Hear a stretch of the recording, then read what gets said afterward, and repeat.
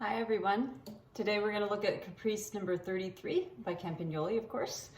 I love this piece. It's one of the first ones that I decided to record because I felt comfortable with just the idea of it as a complete piece that I could perform. A lot of the other Caprices took me a while to sort of get into the musical side of them. But this one as a minor fugue with lots of variation in it was pretty approachable. So it's a cool piece, and if you haven't learned it yet, I think you're gonna love it, hopefully as much as I do. So we start out with a theme at the beginning, and then we add voices as we do in a fugue. The thing is that you're just playing all the voices as your one-person show. I've toyed around with playing the open A versus the fourth finger, and I like them both. I've played this on a period viola, and in that case I love using the open A. It's a little bit, doesn't have quite the same effect on a modern instrument, but it can still be cool. So I encourage you to experiment around with that and see what you think. If you don't use much vibrato, the open A works great. If you use a lot of vibrato, it may sound a little weird. So here's both versions. And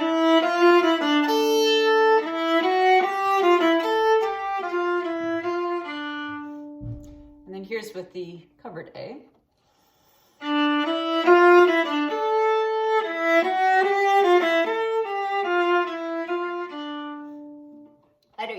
I don't like using lots of vibrato in these pieces in general, but you may choose to vibrate if you're using the fourth finger. It gives a softer touch, but the other one's a little bit raw, so that can be interesting too. And then as we go along, we have to bring out the richness of the instrument while still getting through those double and triple stops.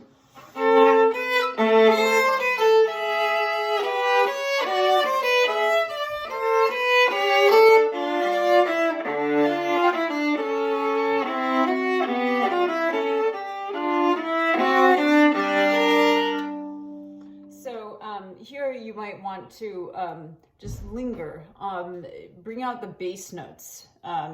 That's very important. Bring out the bass notes and linger on the lower strings. All right, so as we go along and we get into this triplet section here,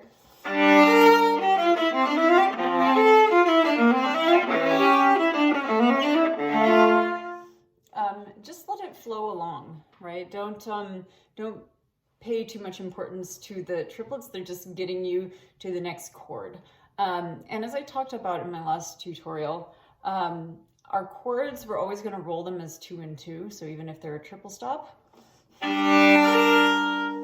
we want to hear those bottom 2 notes together to get the richness of the sound from the instrument. If you flip your bow, it just doesn't have the same nice rich sound. So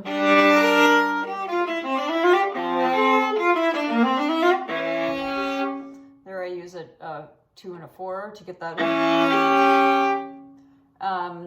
And so we always want to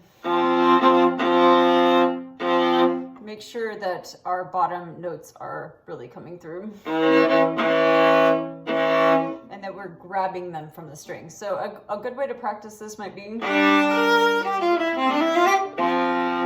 just stopping on the bottom 2 so that you can really feel comfortable on those before you do your roll. This first staccato section coming up,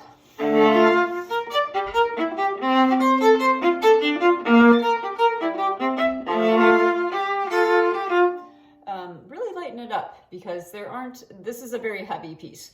So I think anytime you can lighten it up, give yourself a little bit of a break and give the listener a musical break too from all the really sonorous, serious viola stuff. We want to do that. So this part I wrote dolce in. This is third line. I'm sorry that I don't have my measure numbers handy for me, but third line, 1, 2, 3, fourth measure.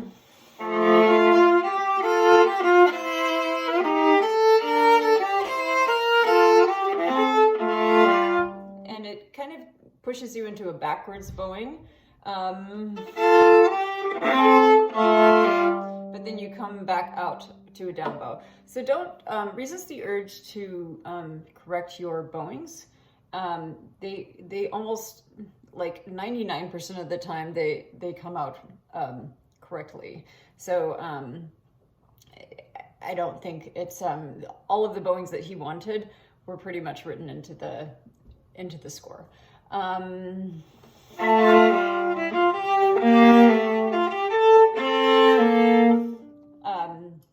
So here we can really pull through the sound through those double stops that are suspension.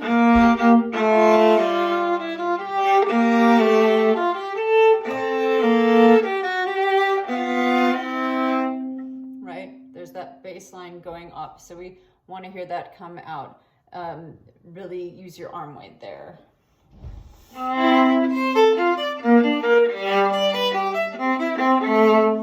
So here we're climbing up. I always, I do like to shape the line with the direction that the notes are going. Generally, it's not always the case, but here the intensity is ramping up, right? So we want to start from a soft place.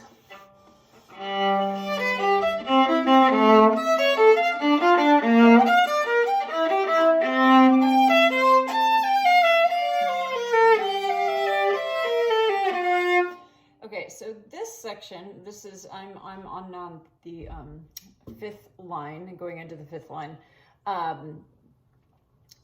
It's a hard thing to do what he's written, which is that he wants you to sustain your half notes, right? And then have the lines alternating in sustaining and moving with these double stops.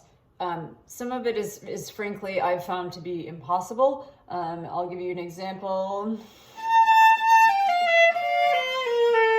I have tried my best to hold that F through, but it just doesn't want to with the fingering. So I have tried to sustain it for the first two that I can, and then just let it go. And that'll kind of give the illusion that you're holding it all the way through.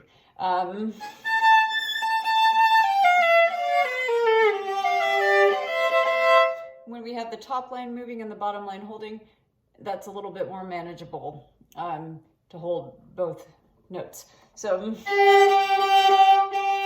sorry about my intonation.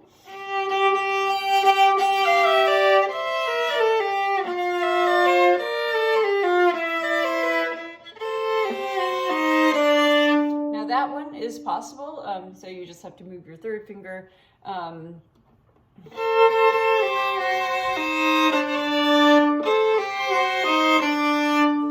And do a very quick shift so that we don't hear that you're actually sliding your finger. And then going into this next theme that we find here. That ends on an up bow. Oh, I just hit the lamp. It ends on an up bow, so we just correct.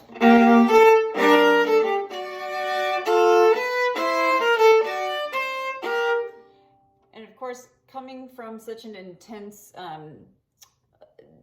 interplay of lines, I think this theme should be the subject of the fugue should be very powerful here. And then we go back into this staccato section. So I'll play from the theme again.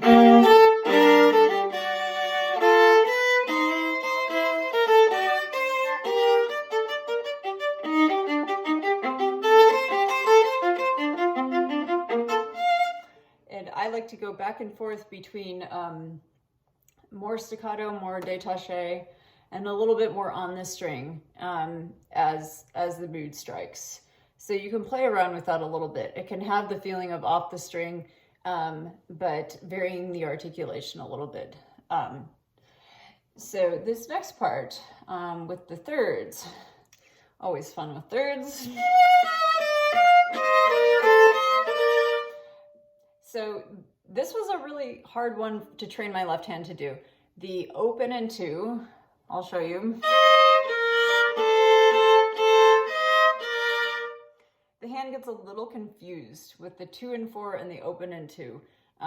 So you might have to practice with rhythms.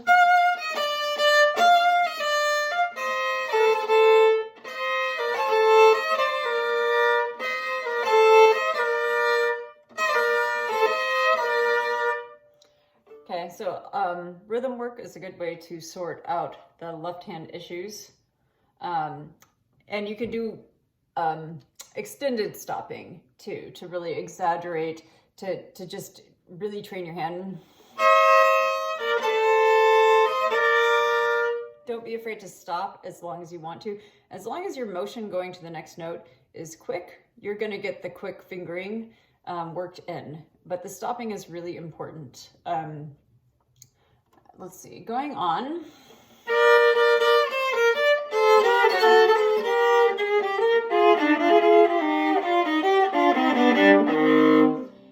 So do notice that he wrote the fingering, and for this I just find that interesting whenever he does. So he wanted you to stay in position, in the position you're in for each group of four eighth notes.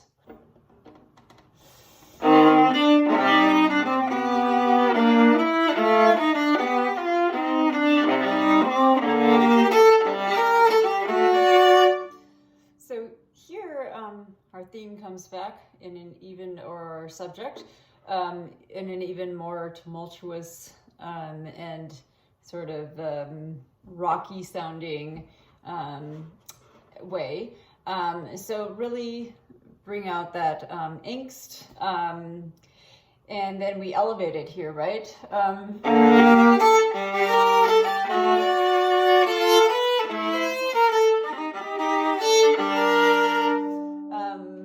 So we're kind of expanding the theme here. Keep it up, keep the phrase up as you're soaring through this.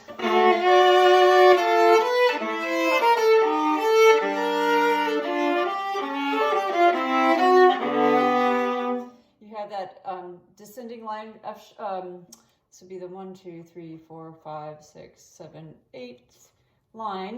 We have F sharp, E, F, E flat, and then C sharp, C. So a descending chromatic scale. That's really important to bring out there.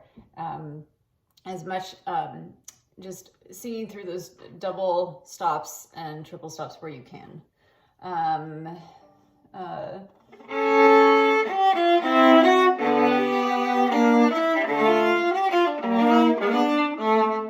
And here we have this fun little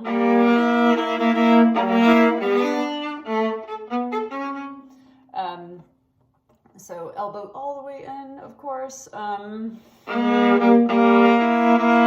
And then to get that accurately, you need to really bring your first finger in. And it's a very contorted position for me because I have a very short pinky, as a lot of us do. But you'll have to figure out what kind of contortions you have to put your hand in to get that to work. So let's see, going on here. So this is sort of pulling back a little bit, right?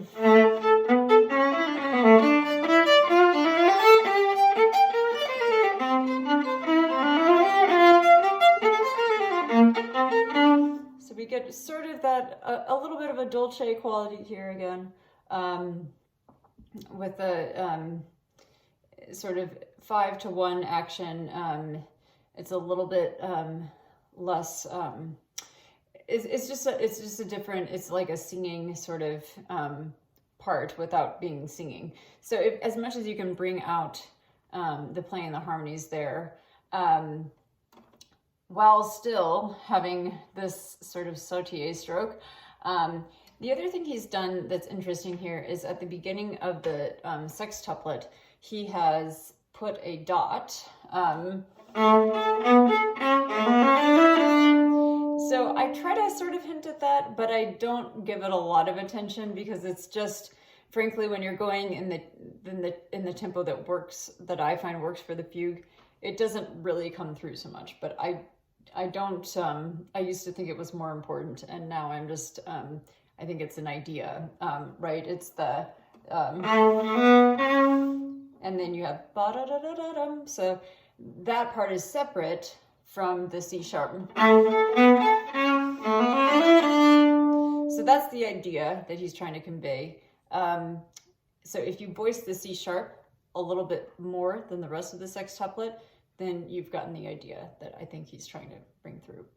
Let me see. There was something else. If I think of it, I'll come back, but let's go on. Oh yes, the bowing switches every measure. So let it switch. So there's up bow. Don't correct it. It's fun. So try to enjoy the variety in the bowing.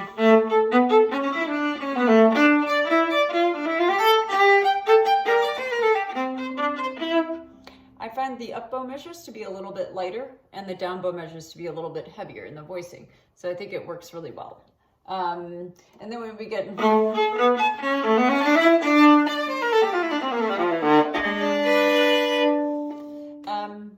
let it cascade down. So give a little bit of time to that D so that you can get all the way up to the tip.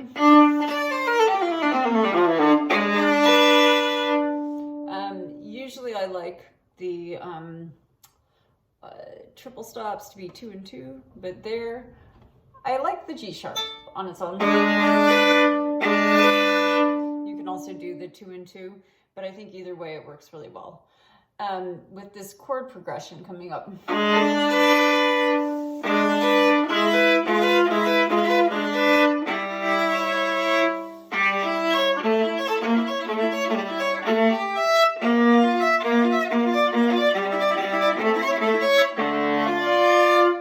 So you can play around with, you don't have to do everything.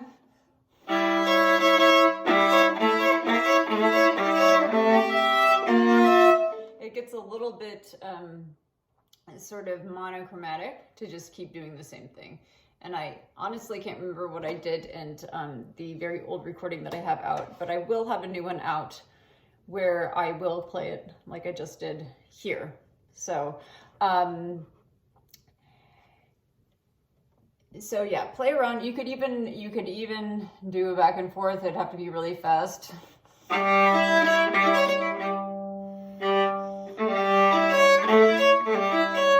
Actually, it probably wouldn't work, but yeah, just play around with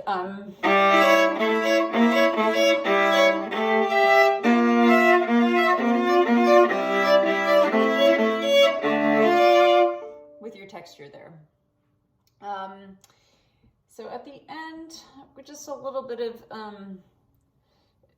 left hand gymnastics going on as you wind the piece down, right? It got really intense through this chord progression, and really just feel like a viola rock star through this.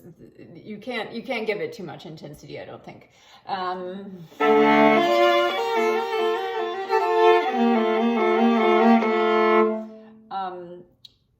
I do like to try to do the bowing that he suggested, but I don't think you have to. You could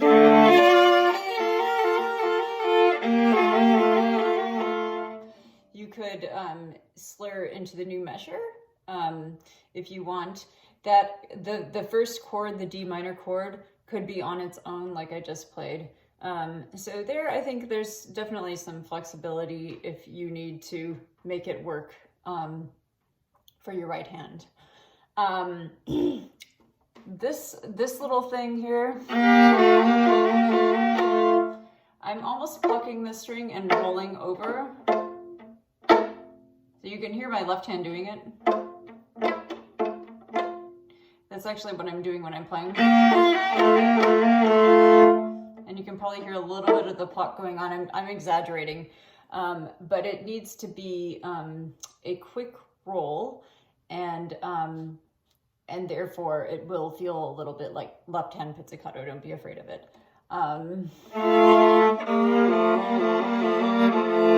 And of course you need tons of elbow here, or else it's just not going to work.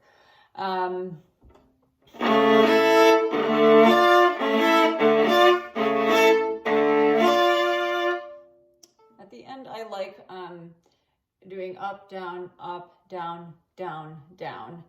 So yeah, that just gives it a little bit of variety instead of playing everything down bow. It just gives a little bit of a different quality to the sound and the air and everything. So I would encourage you to explore around with. There's just a lot of musical things you can do with this, and certainly what I said is not the end all. Find your own voice. Find what is also comfortable for you technically in your voicing. So, you know, your bowing and your left hand, all of that stuff that may impact how you want to voice it. So anyway, I hope this was helpful for everybody out there listening. Please get in touch as always if you'd like to hear another tutorial, if you have questions on anything or whatever else. The annotated manuscript is of course linked below. The full performance of this is also linked. And like I mentioned, I will have a new recording of this out sometime early next year. So thanks for tuning in, and I'll see you next time.